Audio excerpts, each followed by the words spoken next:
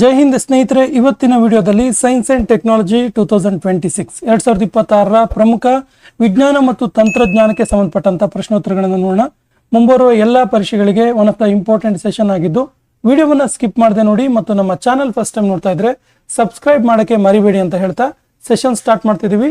ಮೊದಲ ಪ್ರಶ್ನೆ ಈ ರೀತಿ ಇದೆ: ಗ್ಲೋಬಲ್ ಎಐ ಇಂಪ್ಯಾಕ್ಟ್ ಶಿಖರ ಸಮ್ಮೇಳನ 2026 ಎಲ್ಲಿ ಆಯೋಜಿಸಲಾಗಿತ್ತು ನೋಡಿ. ಗ್ಲೋಬಲ್ ಎಐ ಇಂಪ್ಯಾಕ್ಟ್ ಶಿಖರ ಸಮ್ಮೇಳನ 2026 ಇದನ್ನು ಆಯೋಜನೆ ಮಾಡಿದ್ದು ನವದೆಹಲಿಯ Bharat ಮಂಟಪಂನಲ್ಲಿ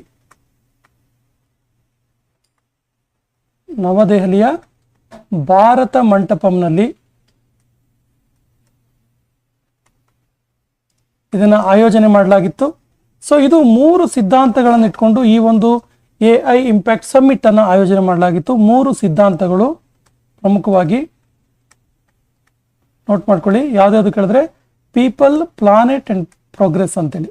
people, planet and progress, ಈ 3 ಸಿದ್ಧಾಂತಗಳ ಆಧಾರದ ಮೇಲೆ 2026 ಗ್ಲೋಬಲ್ ಎಐ ಇಂಪ್ಯಾಕ್ಟ್ ಸಮ್ಮಿಟ್ ಅನ್ನು ಆಯೋಜನೆ ಮಾಡಲಾಗಿತ್ತು. ಇದರ ಥೀಮ್ ಏನಾಗಿತ್ತು ಕೇಳಿದ್ರೆ 2026 ಗ್ಲೋಬಲ್ ಸಮಿಟ್ ನ ಇಂಪ್ಯಾಕ್ಟ್ ಸಮಿಟ್ ನ ಥೀಮ್ ಏನಾಗಿತ್ತು ಕೇಳಿದ್ರೆ welfare for all, happiness for all. Welfare for all, happiness for all. ಸ್ನೇಹಿತರೆ, ಗ್ಲೋಬಲ್ ಎಐ ಇಂಪ್ಯಾಕ್ಟ್ ಶಿಖರ ಸಮ್ಮೇಳನದ ಬಗ್ಗೆ ಒಂದು ಪ್ರತ್ಯೇಕವಾದ ವಿಡಿಯೋವನ್ನು ಮಾಡಿದ್ದು ನಮ್ಮ ಡಿಸ್ಕ್ರಿಪ್ಷನ್ ಬಾಕ್ಸ್ ಅಲ್ಲಿ ಇದೆ. ಕಂಪ್ಲೀಟ್ ಮಾಹಿತಿ ಅದರಲ್ಲಿದೆ, ಆ ವಿಡಿಯೋವನ್ನ ನೋಡಿ ಅಂತ ಹೇಳ್ತಾ ನೆಕ್ಸ್ಟ್ ಕ್ವಶನ್ ಹೋಗೋಣ. ವಿದ್ಯಾರ್ಥಿಗಳಲ್ಲಿ ಅಂತರಿಕ್ಷ ವಿಜ್ಞಾನ ಮತ್ತು ತಂತ್ರಜ್ಞಾನವನ್ನು ಕುರಿತು ಮಾಹಿತಿ ನೀಡಲು ಇಸ್ರೋ ಪ್ರಾರಂಭಿಸಿದ ಕಾರ್ಯಕ್ರಮ ಯಾವುದು? ಸರಿಯಾದ ಉತ್ತರ ಯುವಿಕಾ 2026. ಯುವಿಕಾ 2026 ಎನ್ನುವಂಥ ಕಾರ್ಯಕ್ರಮವನ್ನ ಇಸ್ರೋ ಆಯೋಜನೆ ಮಾಡ್ತು. ಯಂಗ್ ಸೈಂಟಿಸ್ಟ್ ಪ್ರೋಗ್ರಾಮ್ ಅಂತ ನಾವಿಂದು ಕರಿಬಹುದು. ಯಂಗ್ ಸೈಂಟಿಸ್ಟ್ ಪ್ರೋಗ್ರಾಮ್, ಯುವ ವಿಜ್ಞಾನಿ ಕಾರ್ಯಕ್ರಮ ಅಂತ ನಾವು ಇದನ್ನ ಹೇಳ್ಬೋದು. ಏನಿದ್ರು ವಿಶೇಷತೆ ಏನು ಕೇಳಿದ್ರೆ ಈ ಯುವಿಕಾ 2026 ಮೂಲಕ ಇಸ್ರೋ ಏನು ಉದ್ದೇಶ ಇಟ್ಕೊಂಡು ಮಾಡಿದೆ ಕೇಳಿದ್ರೆ ಗ್ರಾಮೀಣ ವಿದ್ಯಾರ್ಥಿಗಳಿಗೆ ಅಂತರಿಕ್ಷ ಜ್ಞಾನವನ್ನ ನೀಡುವಂಥದ್ದು. ಗ್ರಾಮೀಣ ವಿದ್ಯಾರ್ಥಿಗಳಿಗೆ ಅಂತರಿಕ್ಷದ ಅರಿವು, ಅಂತರಿಕ್ಷದ ಬಗ್ಗೆ ಜ್ಞಾನವನ್ನು ಮೂಡಿಸುವಂತ ಒಂದು ಕಾರ್ಯಕ್ರಮವಾಗಿದೆ. ಯಾವ ಕಂಪನಿಯು L&T ಸಹಯೋಗದೊಂದಿಗೆ, L&T ಲಾರ್ಸನ್ ಅಂಡ್ ಟೊಬ್ರೋ ಇದರ ಸಹಯೋಗದೊಂದಿಗೆ ಭಾರತದ ಮೊದಲ ಗಿಗಾವ್ಯಾಟ್ ಸ್ಕೇಲ್ ಎಐ ಫ್ಯಾಕ್ಟರಿಯನ್ನ ಪ್ರಾರಂಭ ಮಾಡ್ತು? ಸರಿಯಾದ ಉತ್ತರ ಎನ್ವಿಡಿಯಾ ಅನ್ನುವಂಥ ಕಂಪನಿ ಹೆಸರೇನು? ಎನ್ವಿಡಿಯಾ.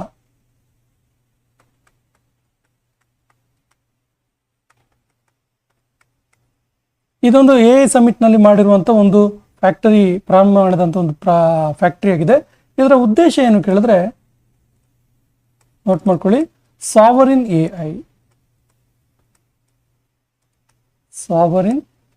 ಎಐ ಇದರ ಉದ್ದೇಶವಾಗಿದೆ. ಸಂಶಾ ಯಾಂಗ್ಲೆ ಬ್ಲೂ ಹೋಲ್ ಯಾವ ಸಮುದ್ರದಲ್ಲಿ ಕಂಡು ಬಂದಿತು? ಸರಿಯಾದ ಉತ್ತರ ದಕ್ಷಿಣ ಚೀನಾ ಸಮುದ್ರ. Option B is the right answer, Dakshina China ಸಮುದ್ರ. ಸೊ ನೋಡಿ, ಇದು 301.19 ಮೀಟರ್ ಬ್ಲೂ ಹೋಲ್ ಆಗಿದೆ. ವಿಶ್ವದ ಅತಿ ದೊಡ್ಡ ಬ್ಲೂ ಹೋಲ್ ಇದು. ವಿಶ್ವದ ಅತಿ ದೊಡ್ಡ ಬ್ಲೂ ಹೋಲ್ ಆಗಿದೆ. ಈ ಬ್ಲೂ ಹೋಲ್ ಎಲ್ಲಿ ಕಂಡು ಬಂತು? ದಕ್ಷಿಣ ಚೀನಾ ಸಮುದ್ರದಲ್ಲಿ ಕಂಡು ಬಂತು. ಈ ಕೆಳಗಿನ ಯಾವ ಸ್ಥಳದಲ್ಲಿ ಭಾರತದ ಹೊಸ ಅಣಬೆ ಪ್ರಭೇದ ಹೆಮಿಲೇಕಿನಮ್ ಇಂಡಿಕಮ್ ಎನ್ನುವಂತಹ ಹೊಸ ಅಣಬೆ ಪ್ರಭೇದ ಕಂಡು ಬಂತು? ಸರಿಯಾದ ಉತ್ತರ ಭಾಗೇಶ್ವರದಲ್ಲಿ. ಎಲ್ಲಿದೆ ಇದು ಭಾಗೇಶ್ವರ ಕೇಳಿದ್ರೆ ಉತ್ತರಾಖಂಡ್ ರಾಜ್ಯದಲ್ಲಿದೆ.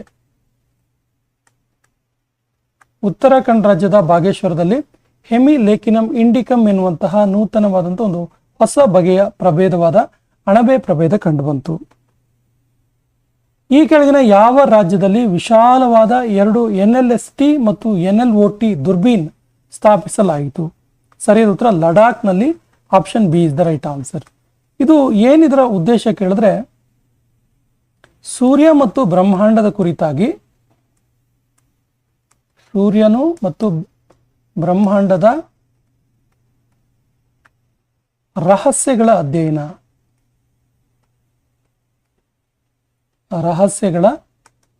ಮಾಡುವಂಥದ್ದು. ಆಕ್ಚುಲಿ ಇದನ್ನ 2026-27 ಮೊನ್ನೆಯ ಒಂದು ಕೇಂದ್ರ ಬಜೆಟ್ ಏನಿತ್ತಲ್ಲ, ಈ ಕೇಂದ್ರ ಬಜೆಟ್ನಲ್ಲಿ ಇದನ್ನು ಘೋಷಣೆ ಮಾಡಲಾಯಿತು. ಇದನ್ನು ಸ್ಥಾಪಿಸಲಾಗುವುದು ಮುಂದೆ NLST ಮತ್ತು NLOT ಎನ್ನುವಂಥ ಒಂದು ವಿಶಾಲವಾದ ದುರ್ಬಿಂದು. ಸ್ನೇಹಿತರೆ, 2026-27 ಸಾಲಿನ ಸೆಂಟ್ರಲ್ ಬಜೆಟ್ ಬಗ್ಗೆ ಒಂದು ಸ್ಪೆಷಲ್ ವಿಡಿಯೋವನ್ನು, ಸಂಪೂರ್ಣ ಮಾಹಿತಿ ಒಳಗೊಂಡ ವಿಡಿಯೋವನ್ನು ಮಾಡಿದ್ದೀವಿ. ಡಿಸ್ಕ್ರಿಪ್ಷನ್ ಬಾಕ್ಸಲ್ಲಿ ಲಿಂಕ್ ಇದೆ, ಅದನ್ನು ಕೂಡ ನೋಡಿ. ತಮಿಳುನಾಡಿನ ಮೊದಲ dark sky park, first dark sky park of Tamil Nadu ಎಲ್ಲಿ ಸ್ಥಾಪಿಸಲಾಯಿತು? ಸರಿಯಾದ ಉತ್ತರ ಇದನ್ನ ಕೊಲ್ಲಿ ಬೆಟ್ಟಗಳಲ್ಲಿ ಸ್ಥಾಪಿಸಲಾಯಿತು. ಆಕ್ಚುಲಿ ಕೊಲ್ಲಿ ಬೆಟ್ಟಗಳು, ಕೊಲ್ಲಿ ಹಿಲ್ಸ್ ಅಲ್ಲಿ ಇದನ್ನ ಸ್ಥಾಪನೆ ಮಾಡಲಾಯಿತು. ಕೊಲ್ಲಿ ಹಿಲ್ಸ್. AI ಆಧಾರಿತ ಜನಗಣತಿ ಸಕ್ಷಮ ಎನ್ನುವಂಥ ಒಂದು ಪ್ಲಾಟ್ಫಾರ್ಮ್ ಮೂಲಕ, ಒಂದು ಆ್ಯಪ್ ಮೂಲಕ ಪ್ರಾರಂಭಿಸಲಾಯಿತು. ಎಲ್ಲಿ ಪ್ರಾರಂಭ ಮಾಡಲಾಯಿತು ಕೇಳಿದ್ರೆ ಸರಿಯಾದ ಉತ್ತರ Mumbai, option C is the right answer. ಇದೊಂದು AI ಆಧಾರಿತ ಜನಗಣತಿ ಆಗಿದೆ. ಹೆಸರೇನು ಕೇಳಿದ್ರೆ ಸಕ್ಷಮ್ ಅಂತೇಳಿ. ಹೆಸರೇನು? ಸಕ್ಷಮ್. ಯಾವ ಒಂದು ಜನಗಣತಿಯನ್ನು ಈ ಸಕ್ಷಮ್ ಮೂಲಕ ಮಾಡಲಾಯಿತು ಅಂತ ಕೇಳ್ತಾರೆ, ನೋಟ್ ಮಾಡ್ಕೊಳ್ಳಿ. 18ರಿಂದ 40 ವರ್ಷದ ಒಳಗಿನ ವಯಸ್ಕರಿಗೆ, 18ರಿಂದ 40 ವರ್ಷದ ವ್ಯಕ್ತಿಗಳಿಗೆ ಆತ್ಮನಿರ್ಭರ ಮಾಡುವಂಥದ್ದು. ಆತ್ಮನಿರ್ಭರ ಯೋಜನೆಯಡಿಯಲ್ಲಿ ಹೊಸ ಒಂದು ಏನು ಉದ್ಯೋಗಗಳನ್ನು ಸೃಷ್ಟಿ ಮಾಡುವಂತಹ ಕಾರ್ಯಕ್ರಮವನ್ನು ಹಮ್ಮಿಕೊಳ್ಳುವಂಥದ್ದು. ಭಾರತದ ಮೊದಲ ನದಿ ಆಧಾರಿತ ದೀಪಸ್ತಂಭ, ಲೈಟ್ ಹೌಸ್, ಯಾವ ನದಿ ತೀರದಲ್ಲಿ ಸ್ಥಾಪಿಸಲಾಯಿತು? Light house. ಸಾಮಾನ್ಯವಾಗಿ ನಾವು ಲೈಟ್ ಹೌಸ್ಗಳನ್ನು ಸಮುದ್ರ ತೀರದಲ್ಲಿ ನೋಡ್ತಾ ಇದ್ವಿ, ಬಟ್ ಭಾರತದ ಮೊದಲ ಒಂದು ನದಿ ತೀರದಲ್ಲಿ ಫಸ್ಟ್ ನದಿ ಆಧಾರಿತ ಲೈಟ್ ಹೌಸ್ ಅನ್ನು ಸ್ಥಾಪನೆ ಮಾಡಲಾಯಿತು. ಸೊ ಯಾವ ನದಿ ತೀರದಲ್ಲಿ ಇದನ್ನು ಸ್ಥಾಪಿಸಲಾಯಿತು ಅಂತ ಕೇಳಿದ್ರೆ ಬ್ರಹ್ಮಪುತ್ರ ನದಿ ತೀರದಲ್ಲಿ. Option is the right answer. ಇದು ಎಲ್ಲಿ ಕಂಡು ಬರುತ್ತೆ ಕೇಳಿದ್ರೆ ರಾಷ್ಟ್ರೀಯ ಜಲಮಾರ್ಗ,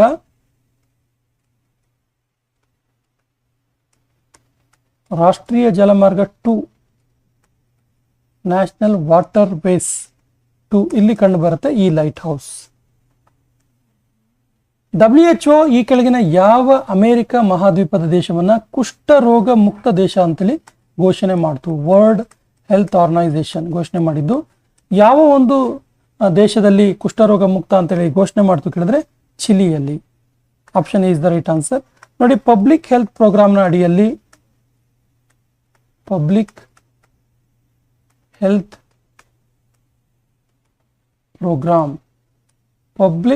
ಪ್ರೋಗ್ರಾಮ್ನ ಅಡಿಯಲ್ಲಿ WHO ಏನ್ ಮಾಡ್ತು ಕೇಳಿದ್ರೆ ಚಿಲಿ ದೇಶವನ್ನ ಕುಷ್ಠರೋಗ ಮುಕ್ತ ದೇಶ ಅಂತೇಳಿ ಘೋಷಣೆ ಮಾಡ್ತು. ಯಾವ ಸಂಸ್ಥೆಯು ಸುದರ್ಶನ ಎಂಬ ಹೆಸರಿನ AI ಸಿಸ್ಟಮ್ ಅನ್ನ ಲಾಂಚ್ ಮಾಡ್ತು? ಸರಿಯಾದ ಉತ್ತರ SEBI. Option C is the right answer.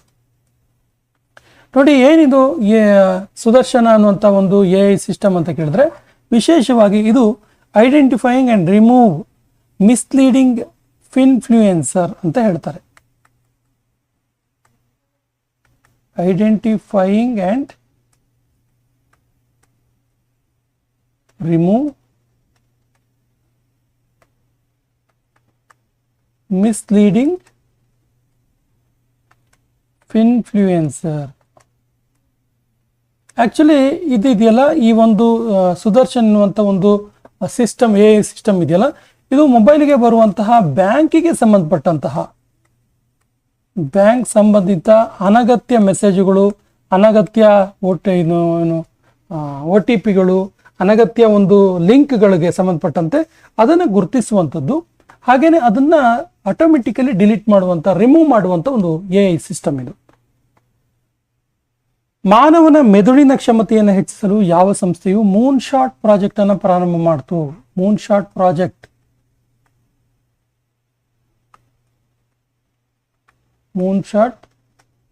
ಅನ್ನು ಪ್ರಾರಂಭಿಸ್ತು. ಸರಿಯಾದ ಉತ್ತರ IISc Bengaluru. Option D is the right answer. IISc Bengaluru ಯಾವುದಿದು ಪ್ರೋಗ್ರಾಮ್ ಕೇಳಿದ್ರೆ ಮೂನ್ ಶಾಟ್ ಪ್ರಾಜೆಕ್ಟ್ ಅಂತ. ಪ್ರಪಂಚದ ಅತಿ ಉದ್ದನೆಯ 23 ಅಡಿ 8 ಇಂಚು ಉದ್ದದ ಹಾವು ಎಲ್ಲಿ ಕಂಡು ಬಂದಿತು? ಸರಿ ಉತ್ತರ ಇಂಡೋನೇಷ್ಯಾದಲ್ಲಿ, ವಿಶೇಷವಾಗಿ ಇಂಡೋನೇಷ್ಯಾದ ಸುಲಾವೇಸಿ ಐಸ್ಲ್ಯಾಂಡ್ ನಲ್ಲಿ ಕಂಡುಬಂತು. ಸುಲಾವೇಸಿ ಐಸ್ಲ್ಯಾಂಡ್ ನಲ್ಲಿ ಪ್ರಪಂಚದ ಅತ್ಯಂತ ಉದ್ದವಾದ ಜೀವಂತ 23 ಅಡಿ 8 ಇಂಚು ಉದ್ದದ ಹಾವು ಕಂಡುಬಂತು. ಭಾರತದ ಅತ್ಯಂತ ದೊಡ್ಡ lithium ion battery giga factory ಎಲ್ಲಿ ಇದೆ? ಸರಿ ಉತ್ತರ ಇದು ಆಂಧ್ರ ಪ್ರದೇಶದ ಅಂಕೆಪಲ್ಲಿಯಲ್ಲಿ ಇರುವಂತದ್ದು. ಆಂಧ್ರ ಪ್ರದೇಶ ರಾಜ್ಯದ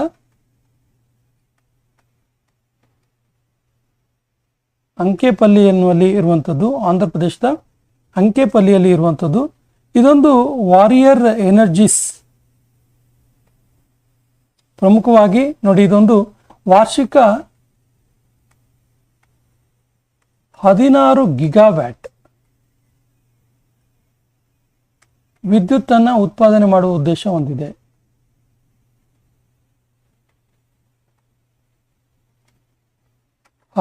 ಗಿಗಾವ್ಯಾಟ್ ವಿದ್ಯುತ್ ಅನ್ನು ಉತ್ಪಾದನೆ ಮಾಡುವ ಉದ್ದೇಶವನ್ನು ಹೊಂದಿದೆ.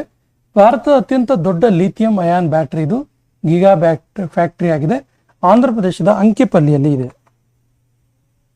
HIV ಮತ್ತು ಸಿಫಿಲಿಸ್ ಎನ್ನುವಂತಹ ರೋಗವನ್ನ ತಾಯಿಯಿಂದ ಮಗುವಿಗೆ ಹರಡೋದನ್ನ ತಡೆಗಟ್ಟಿದ ಮೊದಲ ಯುರೋಪಿಯನ್ ದೇಶ ಯಾವುದು? ಸರಿಯಾದ ಉತ್ತರ Denmark. Denmark option is the right answer. So ನೋಡಿ ಇದು WHO ವರ್ಲ್ಡ್ ಹೆಲ್ತ್ ಆರ್ಗನೈಸೇಷನ್ ಇದೆಯಲ್ಲ, ಇದು ಈ ಒಂದು ತಾಯಿಯಿಂದ ಮಗುವಿಗೆ HIV ಮತ್ತು ಸಿಫಿಲಿಸ್ ಅನ್ನ ತಡೆಗಟ್ಟುವುದ ಮೊದಲ ದೇಶ ಅಂತ ಡೆನ್ಮಾರ್ಕ್ ಅನ್ನ ಘೋಷಣೆ ಮಾಡಿದೆ.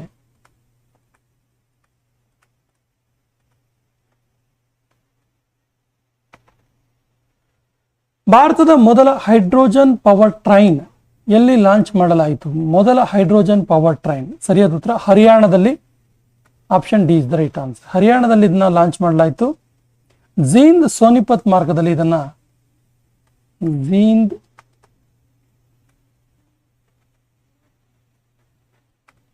ಸೋನಿಪತ್ ಮಾರ್ಗದಲ್ಲಿ ಇದನ್ನ ಲಾಂಚ್ ಮಾಡಿರುವಂಥದ್ದು.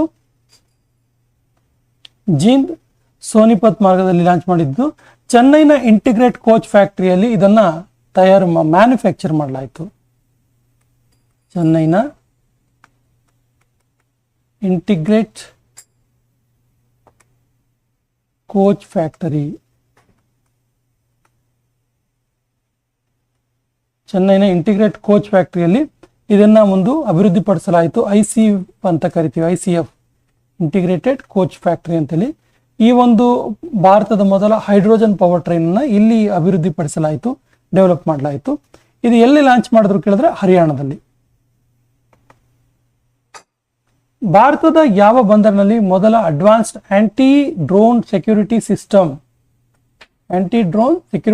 ಅನ್ನು ಪ್ರಾರಂಭಿಸಲಾಯಿತು? ಸರಿಯಾದ ಉತ್ತರ ಆಪ್ಷನ್ ಡಿ ವಿ ಚಿದಂಬರನಾರ್ ಬಂದರು. ಎಲ್ಲಿದೆ ಇದು? ತಮಿಳುನಾಡಲ್ಲಿ ಇರುವಂತದ್ದು. ತಮಿಳುನಾಡಿನ ವಿ ಚಿದಂಬರನಾರ್ ಬಂದರಿನಲ್ಲಿ ಭಾರತದ ಮೊದಲ advanced anti drone security system ಅನ್ನ ಪ್ರಾರಂಭ ಮಾಡಲಾಯಿತು. ಇದು ನೋಡಿ ಅಧಿಕೃತವಾಗಿ UAV ಮೂಲಕ ಗುರುತಿಸುವಂತಹ ಡ್ರೋನ್ಗಳನ್ನು ಗುರುತಿಸುವಂತಹ ಒಂದು ವ್ಯವಸ್ಥೆಯನ್ನು ಹೊಂದಿದೆ. ಯಾವ ರಾಜ್ಯದಲ್ಲಿ ಕ್ವಾಂಟಮ್ ವ್ಯಾಲಿ ಪ್ರಾಜೆಕ್ಟ್ ಅನ್ನು ಪ್ರಾರಂಭಿಸಲಾಯಿತು? ಸರಿಯಾದ ಉತ್ತರ ಅಮರಾವತಿಯಲ್ಲಿ, ಆಂಧ್ರ ಪ್ರದೇಶದ ಅಮರಾವತಿಯಲ್ಲಿ.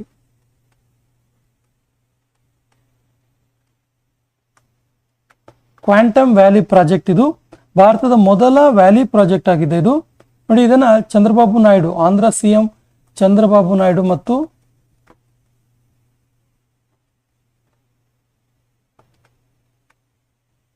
ಮತ್ತು ಕೇಂದ್ರ ಸಚಿವ ಜಿತೇಂದ್ರ ಸಿಂಹ ಇದನ್ನ ಉದ್ಘಾಟನೆ ಮಾಡಿದರು.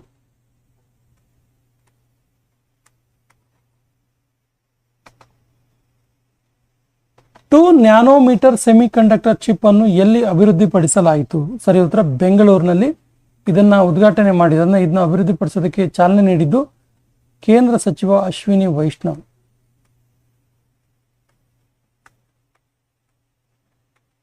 ಉದ್ಘಾಟನೆ.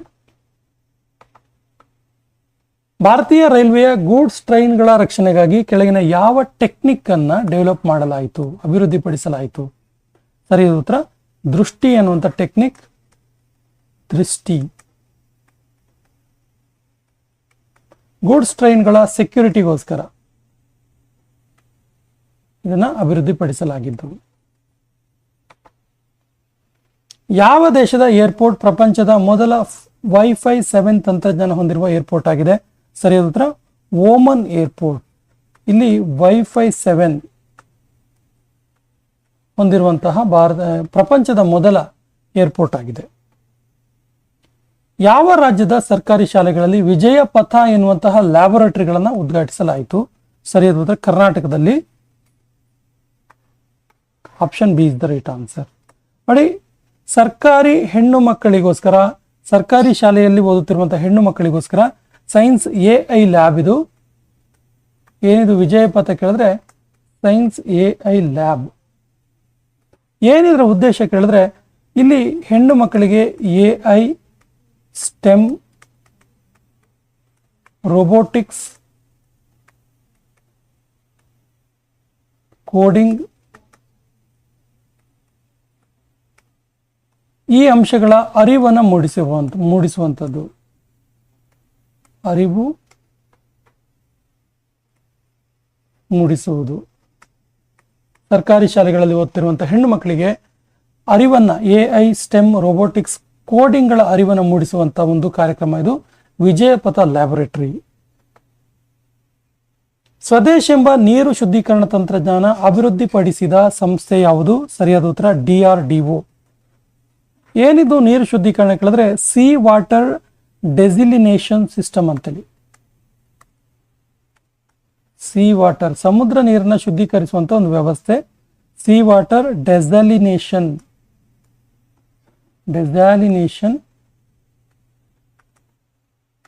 ಸಿಸ್ಟಮ್. ಹೆಸರು ಸ್ವದೇಶ್ ಅಂತೇಳಿ ಈ ರೀತಿ ಇರುತ್ತೆ. ಸ್ವದೇಶ್.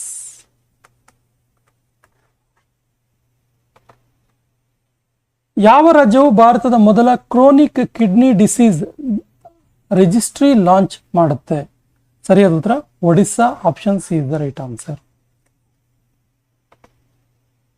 ಈ ಸೆಷನ್ ಕೊನೆಯ ಪ್ರಶ್ನೆ ಇರ್ತಿದೆ, ಭಾರತದ ಯಾವ ರಾಜ್ಯದಲ್ಲಿ ಮೊದಲ ಸಂಪ್ರಭು ಅನ್ನುವಂತಹ AI ಪಾರ್ಕ್ ಅನ್ನ ಸ್ಥಾಪಿಸಲಾಯಿತು? ಆಪ್ಷನ್ಸ್ ಈ ರೀತಿ ಇದೆ: ತಮಿಳುನಾಡು, ಬಿಹಾರ, ಒಡಿಸ್ಸಾ, ಪಶ್ಚಿಮ ಬಂಗಾಳ. ಸರಿಯಾದ ಉತ್ತರವನ್ನ ಕಮೆಂಟ್ ಬಾಕ್ಸ್ ಅಲ್ಲಿ ಕಮೆಂಟ್ ಮಾಡಿ ಮತ್ತು ನಮ್ಮ ಚಾನೆಲ್ ಮೊದಲ ಬಾರಿಗೆ ನೋಡ್ತಾ ಇದ್ರೆ ಸಬ್ಸ್ಕ್ರೈಬ್ ಮಾಡಕ್ಕೆ ಮರಿಬೇಡಿ ಅಂತ ಹೇಳ್ತಾ ಇವತ್ತಿನ ಸೆಷನ್ ಕಂಪ್ಲೀಟ್ ಮಾಡ್ತಾ ಇದೀವಿ. ಜೈ ಹಿಂದ್.